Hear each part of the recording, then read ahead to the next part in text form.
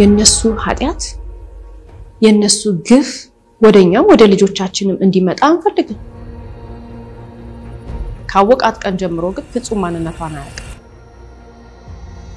ከሰዎች ህይወት የሚማር ደግሞ በጣም ብልጥ ነው እኛ ቀኙን ይዘን እየሄድን ወደ ግራም ይወስደን ከሆነ ማን ነው ትክክል ያልሆነው ሰው አጠገባችን ስላለን ብዙ ሰው ካለቀ ነገሩ ከተበላሸ በኋላ ነው የሰውን ማንነት የሚያውቀው እንትን አለኝ የንትን ባለቤት ነኝ ቤተሰቦቼ እንደዚህ ናቸው የከሌ ጓደኞቼ እንዲ ናቸው በዚህ ገብቶ በዚህ ወጥቶ ብሎ ገና ምንም ሳንላቸው ሳንጠይቃቸው ሲቪያቸውን አምጥተው ዝርግፍ የሚያደርጉልን ሰዎች እኛ ጭንቅላቱ መፍጠር የፈለጉት ነገር አለ በሀገራችንም ይሁን በመላው ዓለም ፍቅረኞች ወይንም ደግሞ የፍቅር ግንኙነት ውስጥ ያሉ ሁለት ሰዎች ባላሰቡ ሰዓት ወይንም ለመጋባት ባልወሰኑበት ሰዓት እርግዝና ሊፈጠር ይችላል ይሄ ብዙዎቻችን የምንሰማቸው በርካታ ታሪኮች አሉ ሩቅም አይደለም ስለዚህ እርግዝና በሚፈጠር ሰዓት የሚዋደዱ ሰዎች ፍቅረኛሞች ባላሰቡት ባልጠበቁት ጊዜ ሳይዘጋጁ ወደ ትዳር ይገቡና ቤተሰብ መስርተው ስኬታማ ህይወትን የኖሩ በርካቶች ናቸው ታዲያ ድንገት እርግዝና ሲፈጠር ደግሞ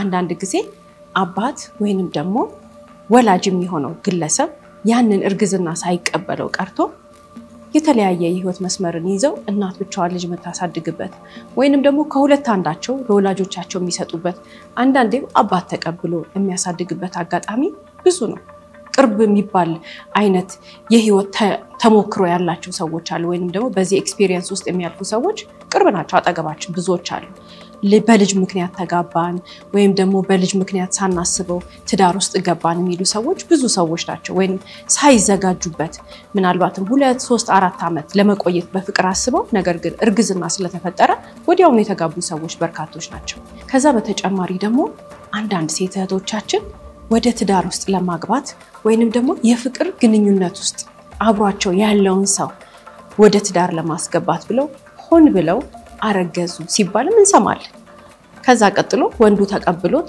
ወደ ትዳር ይገባል አንዳንዴ ላይገባም ይችላል የዛሬ ባለ ታሪካችን ግን በልጅ ምክንያት ትዳሩን ባሏን ይዛ ለመቆየት የሞከረችው የገዛ ልጇ ቤት ውስጥ ካለ አንድ ሰው እንድታረግዝ ካረገቻት በኋላ ነው ይህች ሴት እንግዲህ እናት ነች እንድታረግዝ ያደረገቻት 18 አመት በቅጡ ያልሞላት ገና ታዳጊ የሆነች የገዛ ልጇ ነው የገዛ ልጇ እንድታረግዝ ያደረገቻት ደግሞ ከማን ነው ያለን እንደሆነ እጅግ በጣም ያስደነግጣል ይህ ወጣት ሮቤል ይባላል ገና 21 አመቱ ነው አሁን ፖሊስ ዘንድ ቀርቦ ያደረገውን ነገር አልካደም ያደረገው ነገር ምንድነው 18 አመት ያልሞላት ልጅ እንድታረግዝ ልጅ እንድትወልድ አድርገሃል ወይ ተብሎ ሲጠየቅ አልካደም አዎ አድርጌያለሁኝ አለ ቀጥሎስ ይህ ወጣት የተናገረው ነገር በጣም የዋህ ልጅ ነው ቀጥታ የተጠየቀው ነገር ያለ ምንም የማጭበርበር የመዋሸት ፍላጎት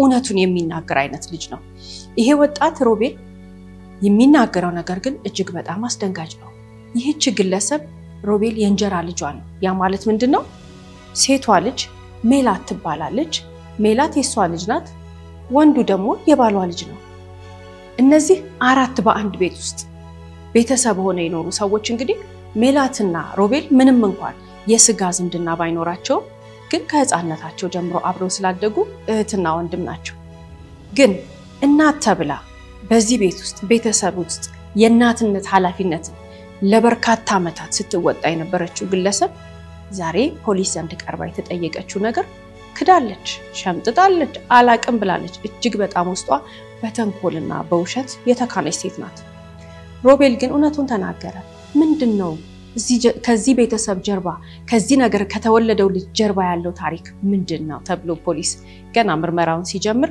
እውነቱን መናገር የጀመረው ሮቤል ያለው ነገር ምንድነው ገና ከ18 አመቱ ጀምሮ የእንጀራ እናቱ እጅግ በጣም አጸያፊ የሆነ ነገር አለማምደዋለች በሴትና በወንድ መካከል ያለ ግንኙነት ሰላማዊ የምንለው ተፈጥሯዊ የምንለው ነገር በሙሉ ከአይምሮ እንዲወጣ አድርጋ እሷ ግን መጀመሪያ ወደ ሴትና የወንድ ግንኙነት ውስጥ ያስገባችው ያለማመደችው እሷ ናት ቀጥላ ሲያደረገችው ነገር የገዛ ሴት ልጇን ይሄንን ወጣት ለማማለል ወይንም ደግሞ የማይፈልገው የማያስፈልግ አይነት ግንኙነት እንዲኖር በመሐከላቸው ያደረገችው ሆን ብላ ልጅ እንዲወለድ ነው ታዲያ ይቺ ሴት እንግዲህ ሙሉ ታሪኩን ወደ ኋላ እንመጣበታለን እንጀራ እናት የሆነችው ግለሰብ ፖሊስ ዘንድ ቀርባ ብትክድም ልትክድ ልታስተባብል በማትችለው ሁኔታ ማስረጃዎችና መረጃዎች ተሰብስበዋል።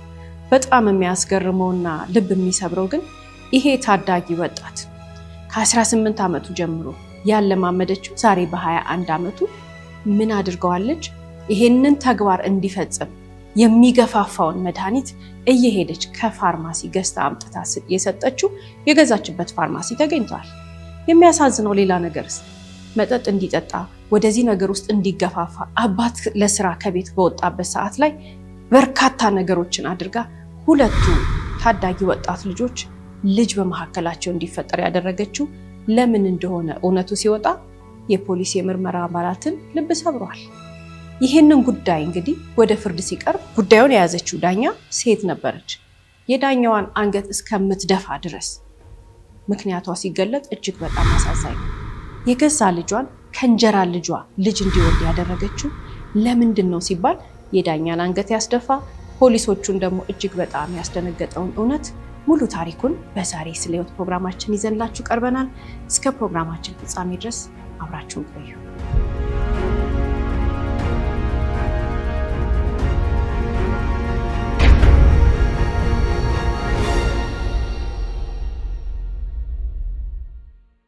ሰላም የስለ ሕይወት ፕሮግራም ተከታታዮቻችን፣ ስለ ሕይወት ቲቪ በየሳምንቱ በዚህ ሰዓት ይዞላችሁ የሚቀርበው ፕሮግራማችን አሁን ይጀምራል። ስለ ሕይወት ፍርድ የተሰጠባቸውን እውነተኛ ወንጀል ታሪኮችን ለእናንተ ለተመልካቾች በድራማ መልክ እያቀናበርን ይዘን የምንቀርበው ፕሮግራም ይሆናል። የዛሬውን ፕሮግራም ይዤላችሁ የቀረብኩት እኔ ብስራት ገመቹ ነኝ። እስከ ፕሮግራማችን ፍጻሜ ድረስ አብራችሁን ልትቆዩ እንጋብዛለን። እናመሰግናለን። ይህች ግለሰብ ቤት ውስጥ እንግዲህ በሰላም እየኖረች እያለ ማንም መረጃን ወይንም ደግሞ ጥቆማ ለፖሊስ ሳይሰጥ ፖሊስ ራሱ ነው በአንድ ቀን ስልክ ደውሎ ጣቢያ እንዲመጡ እሷና ባሏን የጠየቃቸው።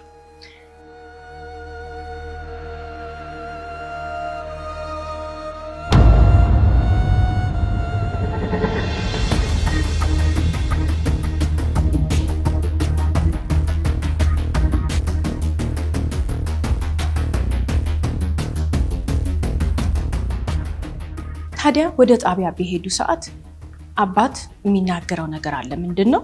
ይህቺ የሷ ልጅ የሆነችው ሜላት በፍጹም ተደፍራ አይደለም፣ ሁለቱ ልጆች ተሳስተው ነው ይላል። እናት ደግሞ ወገቧን አስራ ልጅቷ ተደፍራ ነው ለመደበቅ ፈልጋ ነው ብላ ትናገራለች። ፖሊስ የራሱ የሆነ የምርመራ ቴክኒክ አለው። ታዳጊዋን የ18 ዓመት ያልሞላት ልጅ ከነወለደችው ህፃን ልጅ ወደ ማቆያ የሴቶች ማቆያ እንዲገቡ ተደረገና ምርመራ ተደረገ። ከዛ ቀጥሎ ደግሞ ልጁም በራሱ ቃል እየሰጠ ምርመራ ተጀመረ ማለት ነው። በዚህ ሰዓት እንግዲህ በዚህ ቤተሰብ ውስጥ እጅግ በጣም ረብሻና አለመረጋጋት ተፈጥሯል። አባት የሚያደርገው ነገር ጠፍቷል። ነገር ግን ህፃኑ ከተወለደ ገና 3 ወሩ ነው አይደል? የተወለደ ህፃን 3 ወር የሞላው ህፃን ስንል ግን 3 ወራቶች እጅግ በጣም የተደበቀ በቤት ውስጥ ሰው የማይመጣበት ልጅ እንደተወለደ ይታወቃል፣ ወይንም ሜላት እንደወለደች ይታወቃል። ቅርብ የሚባሉ ሰዎች መተው ጠይቀው ሄዱ እንጂ ማንም ሰው እዚህ ቤት ውስጥ አይገባም አይወጣም ነበር። በዚህ ቤተሰብ ውስጥ የተደበቀ ሚስጥር በጣም እንዲደበቅ ሰው እንዳያይ ያደረገችው ማናት? እንጀራ እናት ነች፣ ወይንም ደግሞ የሜላት እናት ነች። ለምንድን ነው ይሄን ያደረገችው?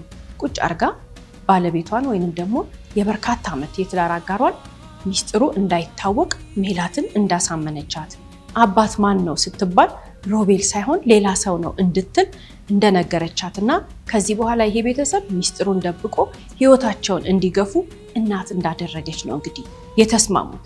3 ወራቶቹ በዛ መንገድ ነው የቀጠሉት። ነገር ግን እናት ይሄንን ስታደርግ እሷ የፈለገችው ያሰበችው ነገር ተሳክቷል። ምንድነው ያለን እንደሆነ ሮቤልና ልጅቷ ወይንም ደግሞ ሜላት ልጅ እንዲወልዱ ነው የፈለገችው። እነሱ ሁለቱ ልጅ ሲወልዱ ምን ትጠቀማለች ነው ትልቁ ሚስጥር።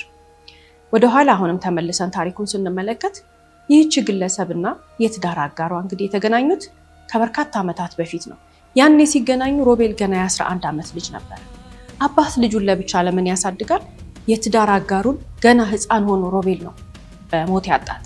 ስለዚህ ለብቻ የሚያስተዳድር ቤቱን ለብቻ ህይወቱን የሚመራ ለብቻ ሆኖ ልጁን የሚያሳድግ ነገር ግን በጣም የተማረ በሰነ ስርዓት ጥሩ ተከፋይ ሆኖ ህይወቱን የሚመራ ግለሰብ እዛው የሚሰራበት መስሪያ ቤት ውስጥ በጽዳት ስራ ላይ የነበረችን ሴት ይወዳታል። በፍቅር አንድ ላይ ተወሰነ ጊዜ ካሳለፉ በኋላ እንጋባ ተባባሉ። ታዲያ ለመጋባት ሲወስኑ እሱ የ11 ዓመት ልጅ እንዳለው እሱን ይዞ እንደሚመጣ ተስማሙ።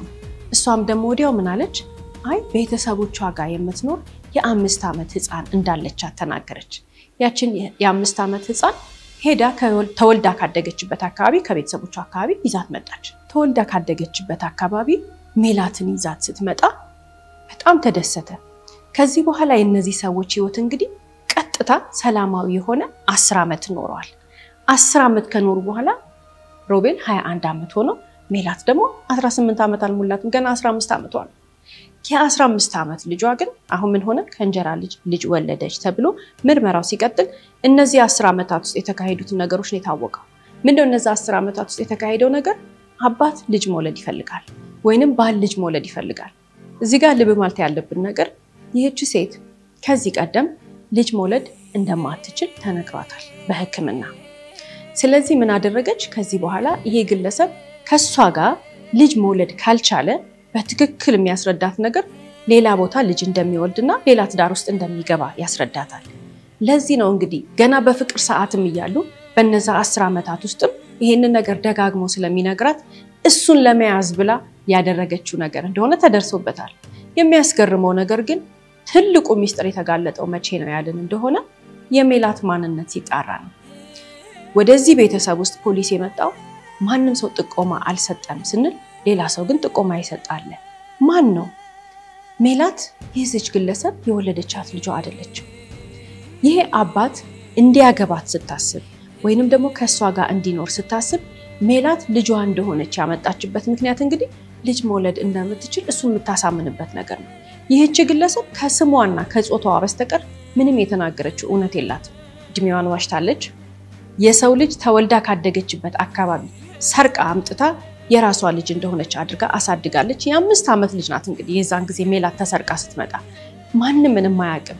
የሚያሳዝነው ግን ሰርቃ ያመጣችው በወላጆቿ ተወልዳ ባደገችበት አካባቢ ቅርብ የሆነ የአባቷን ጓደኛ የልጅ ልጅ ነው የሚሉት። ቅርብ የሆነች ልጅ ናት ሜላት ለቤተሰቡ ወይንም ለዚህ ሴት ታሪክ ሩቅ የሆነች ልጅ አይደለችም። ከዚህ በኋላ እንግዲህ የምንመለከተው ምንድነው? ለ10 ዓመት ሙሉ ልጇ እንደሆነች አድርጋ ባሏን አሳምና ሁሉም ሰው የሚያውቃት የሷ ልጅ እንደሆነች ነው ጸጥ ብላ ህይወቷን ስትኖር። የሚረብሻት ነገር ግን አለ። ሜላት የሷ ልጅ አይደለችም። ከዛ በተጨማሪ ደግሞ አባት አንድ ቀን ልጅ ፍለጋ ሌላ ቦታ ወይንም ደግሞ ሌላ ትዳር ውስጥ ይገባል ብላ ስለፈራች እሷ አቅዳ አስባና ካልኩሌት አድርጋ የሰራችው ተንኮል ምንድነው? ባሏን እዚህ ጋር ለመያዝ ልጁ ከሜላት እንዲወልድ አደረገች ማለት ነው።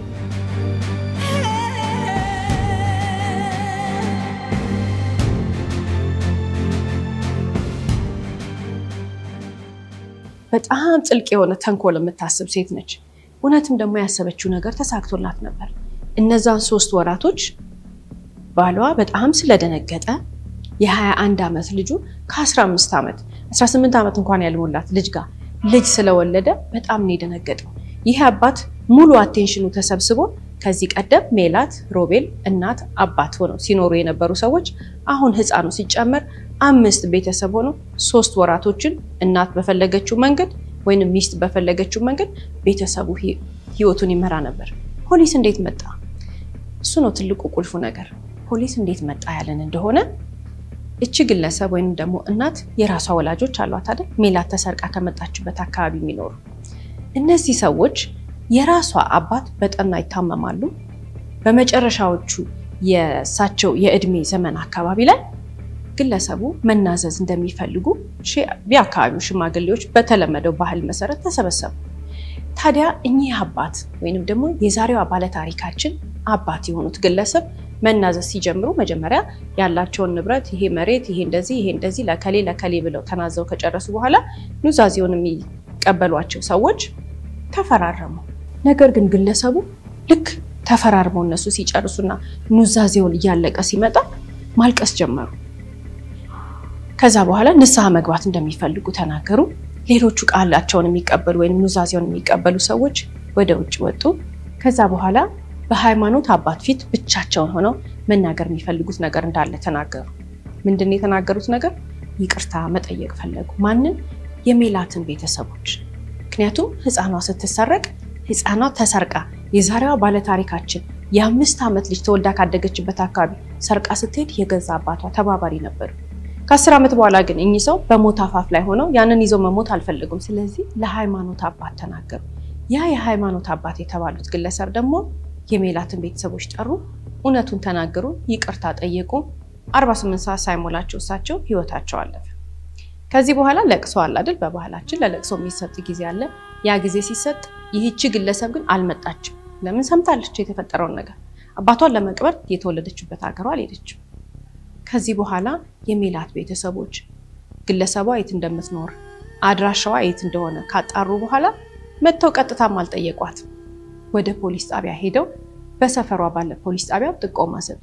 ፖሊስ እዚህ ቤት ውስጥ የመጣው ህፃን እንደተወለደ ማንም የተናገረ የለም። እንኳንስ አይደለም ለፖሊስ አካባቢው ሰው ሙሉ እንኳን አላወቀም። ማንም ጥቆማ አልሰጠም።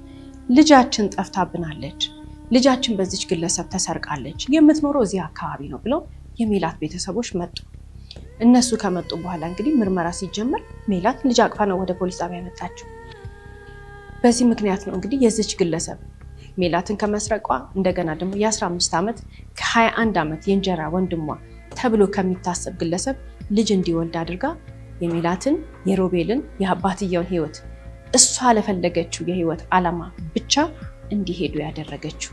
ይሄ ነገር ሁሉ ግን የተረጋገጠው የወጣውና ሚስጥሩ የተገለጠው በፖሊስ ስራ ነው።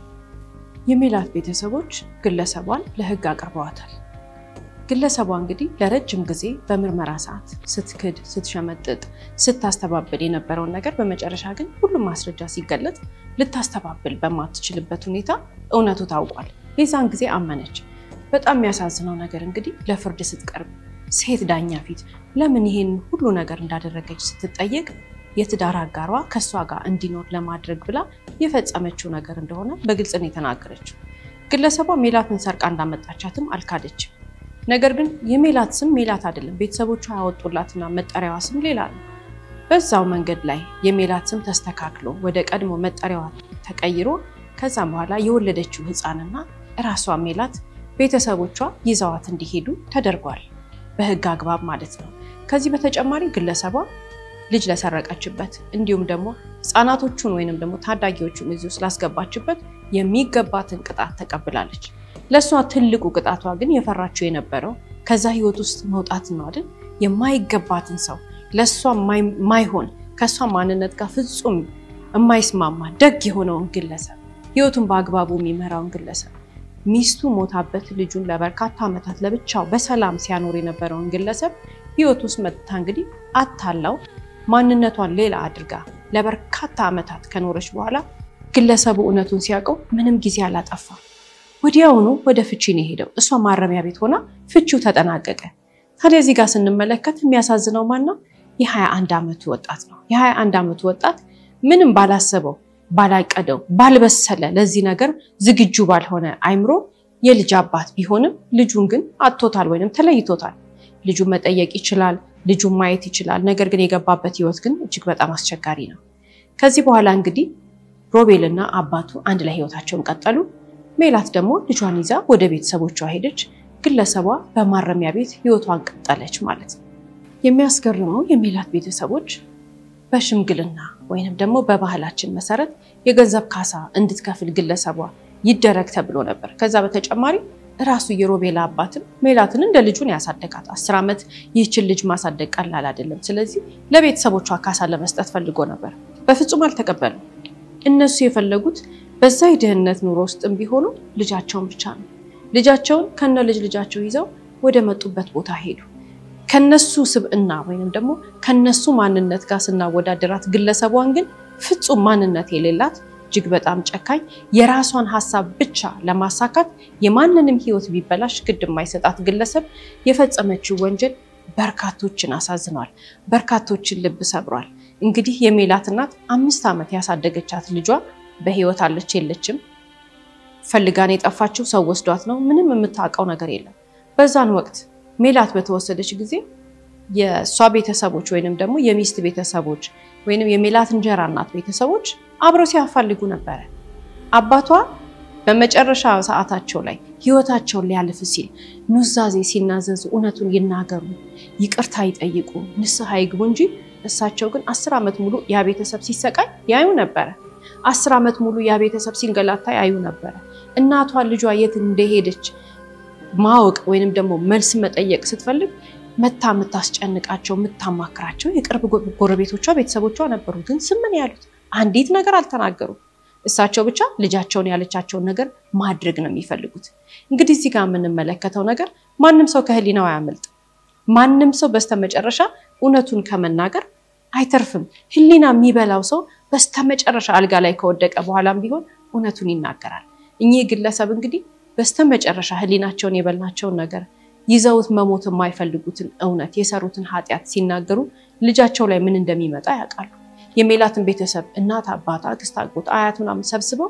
እንግዲህ በሃይማኖት አባት ፊት እዛ የጣር አልጋ ላይ ሆነው ይቅርታ የጠየቁ ሰው ናቸው ትልቅ ስራ ነው የሰሩት ግን ባይረፍድ ኖሮ በጊዜ ቢሆን ኖሮ ምናልባትም ዛሬ ላይ ሜላት የደረሰባት ነገር አይደርስባትም ነበር ምናልባትም ሜላት መሰረቋ ብቻ አይደለም ለዓላማዋ ማሳኪያ ብላ ልጅንም ያክል ነገር የ15 ዓመት ልጅ እንድትወልድ ተደርጋለች ይሄ ሁሉ አይፈጸምም ነበር ለዚህ ነው ሁሉ ጊዜም ቢሆን ከህሊናው የሚያመልጥ ሰው ስለሌለ ሰው ላይ የማይደረግ ነገር ያደረገ ሰው በጊዜ እርማቱን ቢወስድ መልካም ነው ምንለው ሁሉ ጊዜም እንግዲህ ከታሪኮቻችን መጨረሻ የምናነሳቸው በርካታ ሐሳቦች አሉ የዛሬ ባለ ታሪካችን አባት የተማረ ሰው ኑሮን በአግባቡ የሚመራ ሰው 30 ቀን ሰርቶ ደሞዙን በአግባቡ ተጠቅሞ ቤተሰቡን የሚያስተዳድር ሰው ስነ ስርዓት ያለው ህይወት ያለው ሰው በህይወት አጋጣሚ እንግዲህ ከዚች ግለሰብ ጋር በትዳር ሲቆራኝ 10 ዓመት ኖሯል አይደል 10 ዓመት ያው ካወቃት ቀን ጀምሮ ግን ፍጹም ማንነቷን አያውቅ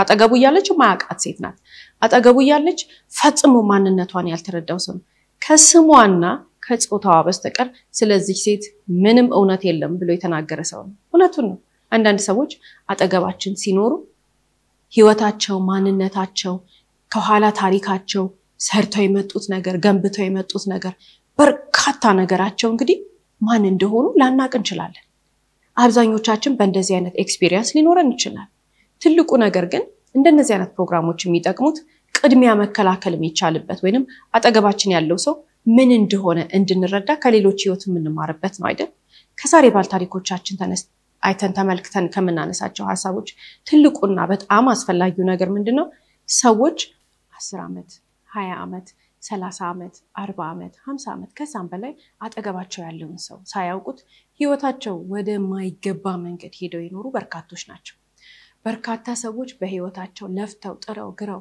ራሳቸውን ገንብተው ብዙ የህይወት ፈተናን ካሳለፉ በኋላ ድንገት በመጣ ህይወታቸው ላይ በገባ ሰው ምክንያት ህይወታቸው ሊኖሩ ማይገባቸው መንገድ ይሄዱ በርካቶች ናቸው በጣም ብዙ ሰዎች ዛሬ በየጓዳው ገብተን ብንጠይቃቸው በስተርጅና ላይ ያሉ በጡረታ ላይ ያሉ አንዳንዶችም በህመም አልጋ ላይ ያሉ ሰዎችን ወደ ኋላ ሄደን ምንድን ነበር የህይወት ስተታችሁ ብንላቸው የተቆራኙት ሰው ወይንም ደግሞ ህይወታቸውን አብረው ሊገፉ የመረጡት ሰው እንደሆነ ይናገራሉ እንደነዚህ አይነት ጥቃት የሚደርስባቸው ሰዎች ደግሞ ምን አይነት ሰዎች ናቸው ደግ ሰዎች የዋህ ሰዎች ታማኝ ስለሆኑ ሰውን የሚያምኑ ሰዎች እነሱ ትኩረታቸው ተጎጂ የሚሆኑበት ምክንያት ህይወታቸው ትኩረታቸው ሁሉ ትክክለኛው ነገር ላይ ስለሆነ ነው አጠገባቸው ያለው ሰው ምን ያህል ህይወታቸውን ወዳልተፈለገ አቅጣጫ ምን ያህል ሊጠቀምባቸው እንደሆነ ስለማይረዱ ነው ከሰዎች ህይወት የሚማር ደግሞ በጣም ብልጥ ነው ብዙ ሰው ካለቀ ነገሩ ከተበላሸ በኋላ ነው የሰውን ማንነት የሚያውቀው እንደነዛ እንዳንሆን እንግዲህ በርካታ ነገሮችን ልብ ማለት መቻል አለብን በዚህ ነገር ላይ ብዙ ሰዎች ብዙ አስተያየት ይሰጣሉ እኛ ራሳችን አጠገባችን ያለው ሰው ማወቅ የምንፈልገው ወይንም ደግሞ መረዳት የምንፈልገው ከመጀመሪያው ነው እዛ ህይወት ውስጥ ገና ከመግባታችን ነው በትዳር ከመተሳሰር በፍቅር ግንኙነት ከመተሳሰር በፊት ነው ወይንስ ብዙ ጉዳት ከደረሰብን በኋላ ነው የሚለው ነገር ለራሳችን የምናቀው ራሳችን ነን ሁላችንም ከመጀመሩ በፊት ሳንገባበት በፊት እንድናቅ ነው የምንፈልገው አንዳንዴ ግን እንሳሳታለን ልናቅ አንችልም ነገር ግን ልናቅ የምንችልባቸው ቴክኒኮች ምንድናቸው ያለን እንደሆነ የመጀመሪያው ነገር ከዛ ሰው አጠገብ ስንሆን የሚሰማን ስሜት ምንድነው አንድ ሰው እንግዲህ የፍቅር ግንኙነት ነው አድጎ ወደ ትዳር የሚሄደው አይደል እንደ ዛሬ ባለ ታሪካችን መጀመሪያ ላይ ፍቅር ግንኙነት አለ ከዛ በኋላ ወደ ትዳር መሄድ አለ ይህ ባል እንግዲህ ልጅ አለኝ ስትለው ቤተሰቦቿ ጋር አልሄደም የተወለደችበትን ቦታ አላየም ይሄ ለአንድ ሰው የሚሆን ታሪክ ነው ቤተሰቦቹንም እኮ ወይንም ቤተሰቦቿንም አሳይታ እኮ የውሸት እንዲናገሩ ሊደረግ ይችላል። አንድ ቦታ ላይ ግን አንድ የሆነ ስህተት እንመለከታለን። ከኛ የሚጠበቀው ነገር ምንድነው? ማስተዋል ብቻ ነው፣ ማየት ብቻ ነው። ያ ግለሰብ አብሮን ያለ ከጎናችን ያለ ሰው የሚናገረውን የሚያደርገውን ወይንም ደግሞ የሚምለውን እያለቀሰ የሚያስረዳንን አይደለም ማመን ያለብን። እኛ የተሰማንን ስሜት ነው። ያ ሰው ስለ አንድ አርስት የሚናገረው ነገር ሲጀመር ውሸታም ሰው በየቀኑ አዳዲስ ታሪክ ነው የሚነግረን፣ ውሸት አይደገምም። አንዳንድ ሰዎች ግን ወደ ውሸት ሲመጣ በጣም የተካኑ ሰዎች አሉ። ውሸትን ሲናገሩ አይሳሳቱም። ሄደን በጣም ካስተዋልን ግን እናገኘዋለን። በጣም ከተመለከትናቸው እናገኛቸዋለን። ይሄን ያክል መመልከትና ይሄንን ያክል ማስተዋል፣ ይሄን ያክል ውስጥን ማዳመጥ ለምን ያስፈልጋል? አብሮን ያለ ሰው ህይወታችን ነው። የህይወታችን መስመር ከዚህ ወደዚህ የሚቀየርበት ምክንያት እኛ ቀኙን ይዘን እየሄድን ወደ ግራ የሚወስደን ከሆነ ማን ነው ትክክል ያልሆነው ሰው አጠገባችን ስላለ ነው። ስሜታችንን እናዳምጠው። በርካታ ሰዎች ለፍተው ጥረው ግረው ህይወታቸውን በስርዓት ሄደው የማይታለፍ የሚመስል ጨለማ ቀኖችን የማያልፍ የሚመስል የፈተና ቀኖችን ካለፉ በኋላ በስተመጨረሻ አጠገባቸው ባለ ሰው አማካኝነት ያልፋታቸው ያ የገነቡት ህይወታቸው ያ ማንነታቸው ሁሉ እንኳን ለራሳቸው ለሰው የሚተርፍ ማንነታቸው አንድ ሰው ወደ ህይወታቸው ገብቶ ፍላሽ ይደረጋል፣ አለቀ። ከዛ በኋላ ያ ሰው የዛን አጠገቡ ያለውን የማይረባ ሰው ህይወት የሱ ህይወት አድርጎት ይኖራል። የዋህ ስለሆነ ነው። ለዚህ ነው ሰዎች መጀመሪያ ከመግባታቸው በፊት ጥንቃቄ ያደርጋሉ፣ ከገቡበት በኋላም በማስተዋል ከዛ ውስጥ ይወጣሉ። ታዲያ አንዱ የምንለው ነገር ራስን ማመን፣ የሚሰማን ስሜት ምንድነው ካልን በኋላ ሌላ ሁለተኛው ነገር የዛን ሰው ከምላሱ የሚወጣውን የሚያደርጋቸውን ሊያታልለን የሚሰራቸውን ነገሮች ወይንም የምትሰራቸውን ነገሮች ሳይሆን በትኩረት መመልከት ያለብን ሌላኛው ነገር ደግሞ ምንድነው? ያ ግለሰብ ለራሱ ምን አይነት ሰው ነው? አንድ ሰው ለራሱ ደግ ከሆነ፣ አንድ ሰው ለራሱ የሚያስበው ነገር መልካም ከሆነ ህይወቱን ሲገነባ የመጣበትን መንገድ ሁሉ በማስተዋል ከተመለከትነው እናገኘዋለን። አንሳሳት። ማናችንም ብንሆን የሆነ ሰዓት ላይ ወይ ትምህርት ቤት እንሄዳለን ወይ የሆነ ሙያ እናውቃለን። ከዛ በኋላ ህይወታችንን በትጋት እንራመዳለን አይደል? የሚባክን የሚዝረከረክ ወይንም ደግሞ ባሉባሌ ነገር የምናሳልፈው ሰዓት የለንም። እንደነዚህ አይነት አታላይ ሰዎች ግን ወደ ኋላ ሄደን መልከት ብንላቸው የባከነ ሰዓታቸው፣ በወሬ ያሳለፉት ሰዓታቸው፣ በተንኮል ያሳለፉት ሰዓታቸው በጣም ብዙ ነው። በማስተዋል ብንመለከተው ሁሉን ነገር እናገኘዋለን። ህይወታቸውን እንመልከተው። ከአንደበታቸው የሚወጣው ቃል ሊያታልለን ይችላል። የሆነ ሰዓት ግን ሳትብሏቸው ይናገራሉ። የዛን ጊዜ እኛ በጣም የዋህ ስለሆንን ለዛሬ ተሳስታ ነው ለዛሬ እንደዚህ ብሎ ነው አይደለም፣ እውነታቸው ነው፣ ማንነታቸው እሱ ነው። በጣም በሚያሳዝን ሁኔታ እኮ እንደነዚህ አይነት ሰዎች ለምሳሌ ቤት ውስጥ ረዳት ሲያናግሩ የሚናገሩት ነገር አለ፣ የሚያደርጉት ነገር አለ። ከሰው ጋር ስልክ ሲያወሩ የምንሰማው ነገር አለ። ከሰው ጋር ስልክ ሲያወሩ የምናስተውለው ነገር አለ። ችላ የምንለው ግን ራሳችን ነን። በጣም ብዙ ጊዜ ሁላችንም ልብ የምንለው ነገር አለ አይደል? እኔም ገጥሞኝ ያውቃል። አጠገቤ ያለ ሰው ስልክ ሲያወራ ብዬ ደንግጬ የማውቀው ነገር አለ። በዛ ምክንያት በጣም ብዙ መንገድ ተራምጄ የሄድኩበት ጊዜ አለ። ለምን? በስልክ የሚያወራው ነገር ውሸት፣ ያንን በስልክ የሚያወራውን ሰው እየዋሸው የሌለ ነገር ፈጥሮ ወይንም ፈጥራ በፍጹም በምድር ላይ ኤግዚስት ያላደረገ ነገር እንደዚህ ሆነ እያለ ሲያወራ ከሰማ ነው ልብ ማለት መቻል አለብን። እኛንም እንደዛ ነው የሚዋሸን፣ እኛንም እንደዛ ነው የሚያታልለን። ውሸታም አታላይ ሰዎች የፈለገ ቢደብቁ የፈለገ በዛ ነገር ልምድ ቢኖራቸው በጣም የተካኑ ቢሆኑ እናገኛቸዋለን። ምናገኛቸው ግን መቼ ነው? ልብ ካልን ነው። ለምንድነው ልብ ማንለው? ለምንድነው ራሳችንን ማናምነው? ሰነፍ ስለሆነን አይደለም። ሁሉ ጊዜ እንደነዚህ አይነት ሰዎች በህይወታችን ላይ የምንጨነቅበት የምንዝረከረክበት ሰዓታችን ዝርክርክ የሚልበት የምንባክንበት አርስት ወደ ህይወታችን ይዘው ይመጣሉ። ሲጀምር በጣም ነዝናዛ ናቸው፣ በጣም ጨቅጣቃ ናቸው። ሁሉ ጊዜ ያማርራሉ። በሆነው ባልሆነው ነገር እያማረሩ አይምሮአችንን ይይዙታል። ከዛ በተጨማሪስ እነሱ ናቸው ሁሉ ጊዜ አርስት የሚሆኑት። ለአይምሮአችን አርስት ይሰጡናል፣ ለአይምሮአችን ጭንቀት ይሰጡናል።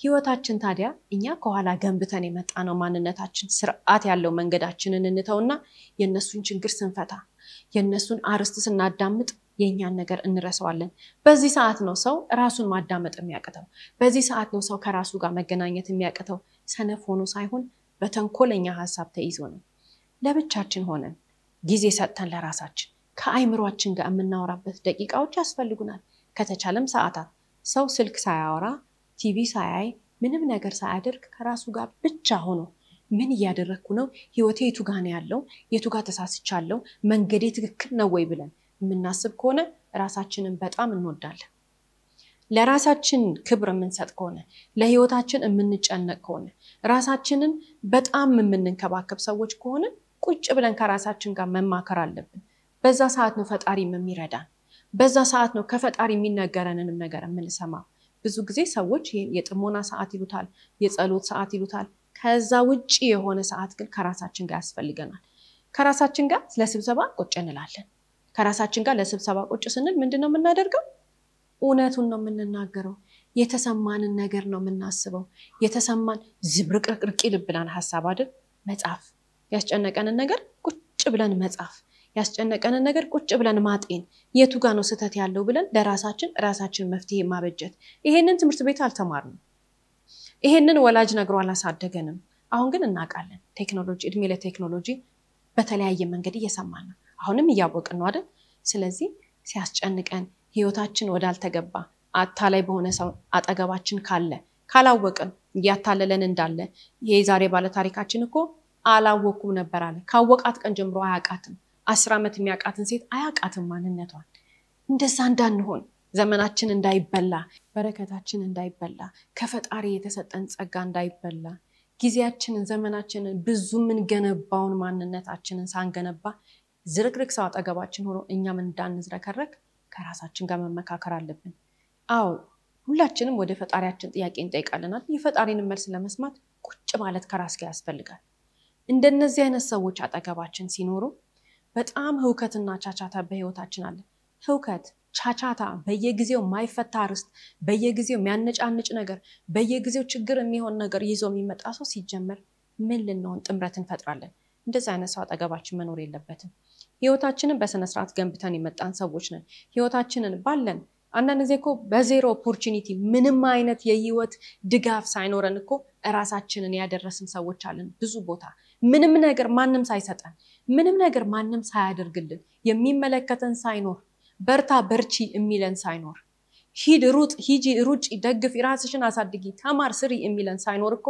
ራሳችንን ከዜሮ ተነስተን በቀን የምንበላውን እንጀራ 3 ጊዜ የምንበላውን እንጀራ ከመስራት አልፈን ከራሳችን አልፈን ለብዙዎች የተረፈን በርካቶች አለን ታዲያ ይሄን የመሰለ ማንነታችንን ከዜሮ ተነስተን ዛሬ የደረስንበት ቦታ ጋር ከደረስን በኋላ ምን ስንሆን ከሰነፍ ከውሸታም ከቀማኛ ካታላይ የራሱን ህይወት ካባከነ ሰው ጋር ምን ልንሆን እንባክናለን ይሄንን ነገር ልብ ማለት መቻል አለብን ብዙዎች እያወቁ እያዩት እንደዛ አይነት ሰው እንደሆነ እያወቁ የገቡበት አሉ ምርጫቸው ነው የሚያሳዝነው ግን ውሸታም ሰው አታላይ ሰው ራሱን ሳይሆን ሌላ ሰው መስሎ የሚመጣ ሰው ጋር የሚኖሩት ሳያውቁና ብዙ ምሁራን ብዙ ባለሀብት ነጋዴ መልካም ባሎች መልካም ሚስቶች ህይወታቸውን ከክፉ ሰው ጋር አጣምረው ዛሬ በስተርጅና ቢጠየቁ የሚናገሩት ነገር የተሳሳቱት እዛ ተንኮለኛ ሰው የተጣመሩበት ጋር ነው እንደነዚህ አይነት ሰዎች ውሸታም ሰዎች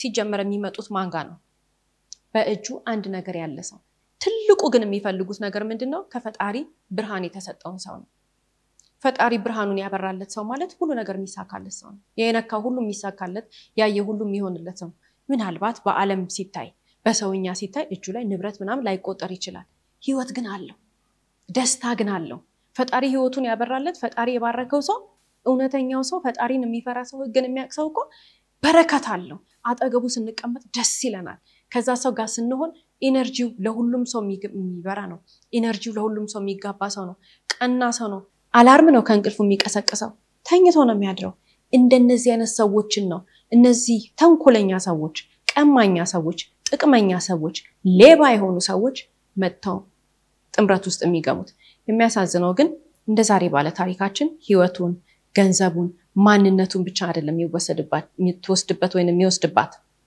በስተመጨረሻ ወንጀል ውስጥ ሊገቡ ይችላሉ ህይወታችንን ሊያሳጡን ይችላሉ ስለዚህ ልብ ማለት መቻል አለብን ሰዎች ይሄንን ነገር ከሰው ካጠገባቸው ካለ ሰው እንዳይረዱ የሚያደርጉት በምንድነው? እነዚህ አታላይ የሆኑ ትዳር ውስጥ ሊጣመሩ የሚመጡ ሰዎች ትልቁ ስራቸው ምንድነው? በየሰው ዘንድ እየሄዱ ያወራሉ። በሰው ዘንድ ተቀባይነትን ለማግኘት ምን ያደርጋሉ? በጣም የተጉ በሃይማኖት ውስጥ ይሸፈናሉ። በጣም የተጉ አንገታቸውን ዝቅ አድርገው ሰውን ያስተናግዳሉ። ቤትም ሲመጣ ሰው ቤትም ሲሄዱ። ከዛስ በተጨማሪ በልብስ አለባበሳቸው ጥንቅቅ ያሉ ናቸው። ራሳቸውን በደንብ ይጠብቃሉ። እንደነዚህ አይነት ነገርን ያደርጋሉ ተብለው አይጠበቁም። አታላይ ሰው ሁሉን ነገር ንጹህ አስመስሎ ለመቅረብ ይሞክራል። ራሱን የሚጠብቅ ሰው ወይንም ደግሞ ራሱን አስተካክሎ የሚሰው ሁሉ አታላይ ነው ለማለት አይደለም። የነሱ ግን ያስታውቃል። የሚናገሩት ነገር ሁሉ ነገር በሚፈልገው መንገድ የተሳካለት ሰው እንደዚህ ያለኝ ብሎ አያወራም። ኖርማል ነው የሚመስለው። ህይወት ነው በቃ ለሱ ህይወት ነው ምንም ወይንም ለሷ ህይወት ነው ምንም ስለማይመስላቸው ህይወታቸው ስንገባ ነው እንዴ እንደዚህ ነው እንደ ህይወትሽ እንዴ ነው እንደ ህይወት እስከሚባል ድረስ ስለራሳቸው ምንም የማያሳዩት ደብቀው አይደለም እኮ ኖርማል ሁሉም ሰው ያለው ነው የሚመስላቸው። ገና ብዙ ራዕይ ነው ያላቸው። እነዚህ አይነት ሰዎች ግን ሰውን መፍራት ያለብን ገና ሳይጠየቁ ምንም ሳንላቸው እንትን አለኝ የንትን ባለቤት ነኝ ቤተሰቦቼ እንደዚህ ናቸው የከሌ ጓደኞቼ እንዲ ናቸው በዚህ ገብቶ በዚህ ወጥቶ ብሎ ገና ምንም ሳንላቸው ሳንጠይቃቸው ሲቪያቸውን አምጥተው ዝርግፍ የሚያደርጉልን ሰዎች እኛ ጭንቅላት ውስጥ መፍጠር የፈለጉት ነገር አለ። ሰው ማንነቱን የሚገልጸው ሲጠየቅ ነው። ሰው ማንነቱን የሚያሳየው አስፈላጊ በሆነ ቦታ ራሱን ያስተዋውቃል። ራስን ማስተዋወቅ ራስን መግለጽ ትክክል አይደለም ለማለት አይደለም። ውሸታም ሰው ግን ያልሆነውን ነገር ሆኛለሁ ብሎ የሚመጣ ሰው ግን ምን ያረጋል? ገና እኮ ሰዎች ተሰብስበው ወይንም ደግሞ አካባቢው ላይ ያሉት ሰዎች ማንንም ሳይጠይቀው የሚያወራው ስለራሱ ነው ወይንም የምታወራው ስለራሷ ነው። እኔ እንዲ ነኝ ብሎ 10 ጊዜ የሚያወራን ሰው አይደለም። ውስጥ ገብተን ብንጠይቅ ውስጥ ገብተን ብናጣራ ያ ሰው ውሸት ነው። ሰዎች ህይወት ካላቸው ሰዎች ሰላማዊ ሰዎች ከሆኑ ፈጣሪን የሚፈሩ ከሆነ በቃ ህግን አክብረው የሚኖሩ ከሆነ ሲጀመር ዝም ብለው እዛም እየሄዱ ሲያወሩ አይገኙም። ቢዚ ናቸው በራሳቸው ህይወት። በጣም የተወጠረ ስኬጁል ነው ያላቸው። 24 ሰዓት አይበቃቸውም።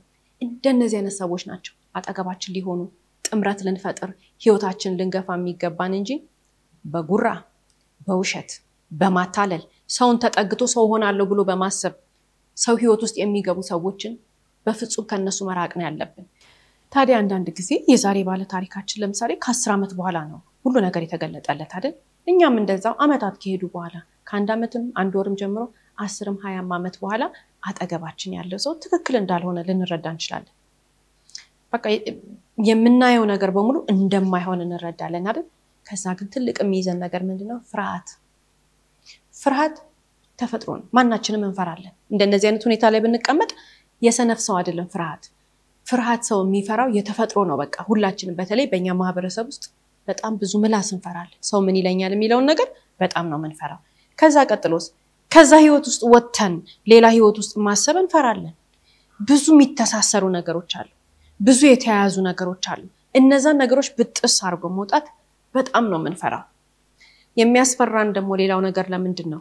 ለሰው እናማክራለን የሚለውን እንመጣበታለን። ነገር ግን ከፍርሃቱ ስለመውጣት ምንድነው ማድረግ ያለብን? መድፈር ነው ያለብን፣ እንዲህ ነው ማድረግ ያለብን እንላለን አይደል? አሁንም ከራሳችን ጋር ቁጭ ብለን ምንጠቀመውን ነገር ወይንም ደግሞ ከዚህ ውስጥ በወጣ ጥቅም ይሄ ነው፣ እዚህ ውስጥ ብኖር ጉዳት ይሄ ነው ብለን እኮ እስቲን ዘርዝረው የሚጎዳን ሰው አጠገብ ሆነን ጉዳትና ጥቅሙን ቁጭ ብለን ብንዘረዝረው ጥቅሙ ምናልባትም 4-5 አታልፍም። ጉዳቱስ ይቀጥላል። በወረቀት ላይ እየጨመርን እየጻፍን ነው የምንሄደው።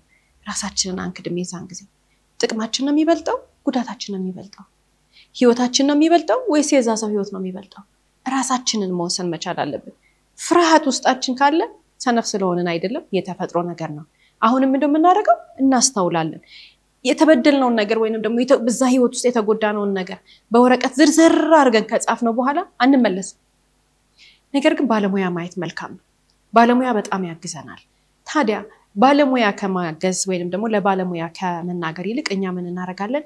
የምንወደው ሰዎች አሉ። የስጋ ዘመድ ሊሆን ይችላል፣ እህት፣ ወንድም፣ እናት፣ አባት፣ አጎት፣ አክስት ወይንም ጓደኛ ወይንም ጎረቤት የምንወዳቸው ሰዎች አሉ አይደል? ሁላችንም በህይወታችን ሚስጥራችንን የምናካፍላቸው። በፍጹም የምንወደው ሰው አንድም ቀን መፍትሄ አምጥቶ አያውቅም። ያ ሰው የሚያውቀው ነገር ዕውቀት ከሌለው በስተቀር የምንወደው ሰው ለመውደድ ነው በቃ መውደድ ነው መዋደድ አብሮ መኖር ነው እንጂ ችግር ሲመጣ መፍትሄ ሰጪ አይደለም ሆኖም አያውቅም ማን ነው መፍትሄ የሚሰጠን ከቻልን ባለሙያ ጋር መሄድ ነው ከቻልን ባለሙያዎችን ማናገር ነው ባለሙያ ካላናገርንስ ሰው አለን በህይወታችን ምሳሌ የሚሆኑ ሰዎች ፈተናዎችን ቀጥ አድርገው ያለፉ ሰዎች የምናውቃቸው ሰዎች ዕውቀት ስላላቸው ዕውቀት ካለው ጥሩ ነው ዕውቀት ከሌለውም ችግር የለውም ገንዘብ ካለው ጥሩ ነው ገንዘብ ከሌለውም ችግር የለውም ዋናው ነገር አይምሮ የሚሰራ ሰው ነው ማስተዋል የሚችል ሰው ያንን ነገር መፍታት የሚችል ሰው በዛ ነገር ላይ አልፎ ውጤት ያመጣ ሰው ስለሆነ እነዛን ሰዎች እናማክር እነዛን ሰዎች ስናማክር አይዋሹንም እውነቱን ነው የሚነግሩን ፍርሃታችን ራሱ ይጣፋል ከዛ ቀጥሎ የምናረጋው ነገር በሙሉ ያስረዱናል ቀጥሎ ማደርገው ነገር ምንድነው ቀጥሎ የምሰራው ነገር ምንድነው ቀጥሎ መራመድ ያለብኝ ነገር ምንድነው ብለን እንድናስብ ይረዱናል ከዛ በኋላ እንግዲህ የሚቀጥለው ስቴፓችን የራሳችን ውሳኔ ነው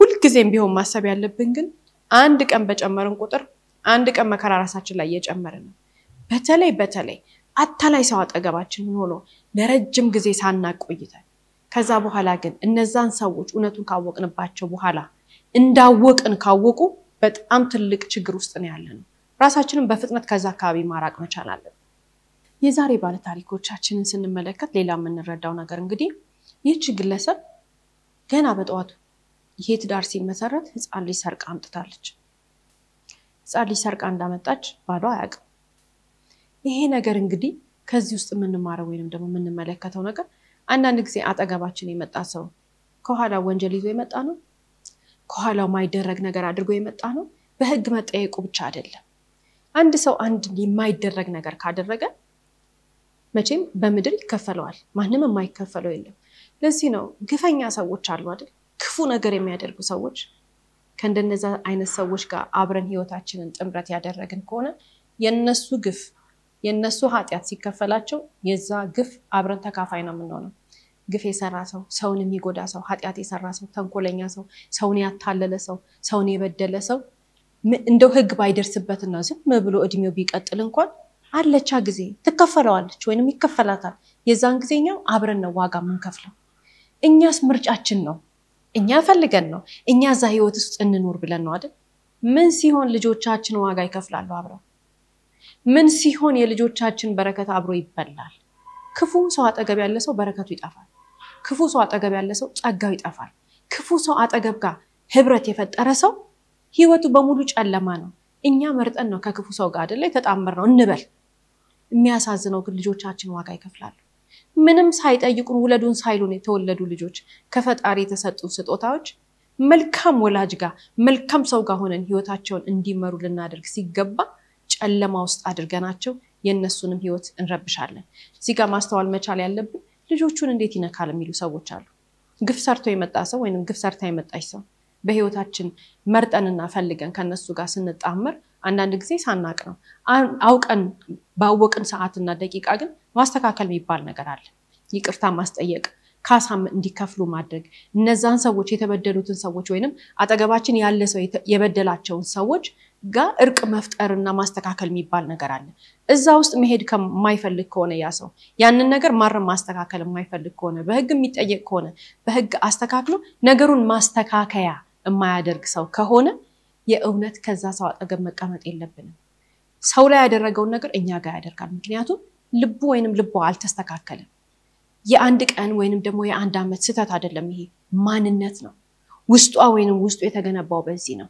ታዲያ ያ ሰው የሆነን ሰው ይበደለ ሰው ማንንም ሰው አይምርም ከራሱ በስተቀር ሁሉንም ሰው ይበድላል ሁሉንም ሰው ያንገላታል ሁሉንም ሰው ላይ ነው ክፋት የሚሰራው ነገ በትዳር አጋሩ በልጆቹም ላይ ይሄን ማድረጉ አይቀርም የጊዜ ጉዳይ ነው 1 2 3 እያለ ብዙ ሰዎች ላይ እየበደለ መጨረሻ ላይ ወደ ልጆቹ ይመጣል እንደነዚህ አይነት ሰዎች ወይንም ወደ ልጆቿ ትመጣለች እንደነዚህ አይነት ሰዎች ታዲያ እንዳልነው ስተታቸውን አውቀው አርመው ንስሐ ገብተው በህግ የሚቀጡ ከሆነ ተቀጥተው መካስ ያለባቸውን ነገር ክሰው የበደሉትን ሰው ይቅርታ ጠይቀው ከዛ ነገራቸውን አስተካክለው መቀጠል ከቻሉ መልካም ነው አለበለዚያ ምርጫችን አንድ ነው እሱም ጥሎ መሄድ ነው ምክንያቱም የነሱ ጨለማ የነሱ ኃጢያት የነሱ ግፍ ወደኛም ወደ ልጆቻችንም እንዲመጣ አንፈልግም ካወቅን ጊዜና ሰዓት ጀምሮ ከእንደነዚህ አይነት ሰዎች ራሳችንን ማዳን ያስተዋይ ሰው የብልጥ ሰው ስራ ነው ይሄንን ልብ ማለት መቻል አለብን በርካቶች ታዲያ ምን ይላሉ በጣም ትልልቅ ሰው ላይ ሊደረግ የማይደረግ ነገርን የፈጸሙ ሰዎች ልክ ሲደርሱበት ሲቃወሙ ሰዎች ተሰብስበው ቤት ዘመድ ተሰብስበው ለሽምግልና ሲቀመጥ በተለይ ሴቶች እህቶቻችን ናቸው ወንዶችም አሉ ያፍራሉ ያ ሰው ካጠገባቸው ያለው ሰው የፈጸመውን ነገር መናገር ይፈራሉ ሽምግልና ሲቀመጡ ከዛ በኋላ ምንድነው የሚሆነው ሚስጥሩ ይደበቅና ከላይ ያለው ችግር ብቻ ተመካክረውበት ቻይ ሆኝ እንጂ ቻሌንጅ ልጆች ምን ይሆናሉ እየተባለ ኑሮ እንዲገፋ ይደረጋል ከነ ኃጢያቱ ከነ ግፏ ከናደረጉት መጥፎ ነገር አይናቸው ያየ ሰው ላይ የፈጸሙት ትልቅ ክፋት እንግዲህ ልጅን የሚያክል ነገር ሰርቃ አይመጣች ሴት አባቷን የተባበራት አይደል ባሏ ባወቀ ሰዓት ግን ወይንም ይሄን የፈጸመችው ነገር ባወቀ ሰዓት ግን ወዲያውኑ ውሳኔውን የወሰነው ይሄን ልብ ገስቶ ወይንም ደግሞ ግለሰቡ ራሱን ወዶ ያደረገው ነገር ነው ከዚህስ ነፃ መውጣት ነው የፈለገው ከዚህስ ነፃ እንዳይወጣ ግን ይሄ ሰው ምናልባት በሽምግልና ተቀምጠው ቢሆን ኖሮ ተቻችሎ ነው ኑሮ ነበር የሚሉት ከእንደነዚህ አይነት ሽምግልና ራሳችንን ጠብቅ ከእንደነዚህ አይነት ያልታረመን ነገር እርማት ሳይወሰድበት ማስተካከያ ሳይደረግበት ነገሮችን ጥፋትን ዘለው ሊያርሙ ከሚፈልጉ ሽምግልናዎች እንጠንቀቅ ሁሉ ጊዜም ቢሆን ሽምግልና የሚሆን ምን እርማት ያስፈልጋል መታረም ማለት ያንን ነገር ማስተካከል ማለት እንደሆነ እንግዲህ ተመልክተናል ምን እንደሆነ በዚህ አይነት መንገድ ነው ህይወታችንን መምራት ያለብን እንጂ ከጥፋተኛ ጋር ከኃጢያተኛ ጋር ከግፈኛ ጋር ወንጀል ከሚሰራ ሰው ጋር ችለን ምናምን ተቻችለን ብለን የምንኖር ከሆነ የራሳችንንም የምንወዳቸውንም ልጆቻችንን የምንወዳቸውን በርካቶችን ጭምር ወንጀል ውስጥ እንከታለን ይሄ በጣም ብዙ ሰው ያደረገው ነገር ነው የነዛ ሰዎች ይሄንን ያደረጉት ሰዎች ከዚህ በፊት ስላላወቁ ነው ምን እንደሚደረግ መፍትሄ ስለሌለ ነው ከዚህ በፊት ለማን እንደሚያማክሩ ስለማያውቁ ነው ቢያማክሩ እንኳን ቻለው እየተባሉ ብዙ ሰዎች ጫና ስለሚፈጥሩባቸው ነው አሁን ግን ጊዜው አልፏል እስቲ ዞር ብለን በአካባቢያችን በሰፈራችን በመናምን አካባቢ ወይ በዘመድ ምናምን አካባቢ ገባ ብለን እንደነዚህ አይነት ሰዎችን ዛሬ በእርጅና ላይ ያሉትን እንጠይቃቸው እስቲና ማክራቸው የመጀመሪያ የሚሉን ነገር የሚመለሱት ወደ ኋላ ሄደው አይተው ዝም ብለው ይዘለሉበትን ቀን ነው ያኔ ነበር እንዲማረግ ያለብኝ ያኔ ነበር እንዲመስራት ያለብን ይላሉ ከብልጥ ደግሞ ሁሉ ጊዜ ከሰው ህይወት ነው የሚማረው ስለዚህ ራሳችን ያለንበትን ቦታ ፈትሸን ከጨረስን በኋላ አጠገባችን ያለው ሰው እንደነዚህ አይነት ባህሪዎችን የሚያሳይ ከሆነ እርምጃ ከመውሰድ ወደ ኋላ ማለት የለብንም ማለት ነው እስከ ፕሮግራማችን ፍጻሜ ድረስ አብራችሁን ስለቆያችሁ እናመሰግናለን ሳምንት በተመሳሳይ ሰዓት በአዲስ ታሪክ እንደምንቀርብ እየገለጽን እንደተለመደው በአድራሻችን አስተያየቶቻችሁን ላኩልን እስከ ሳምንት ድረስ ቸርን ሰንብት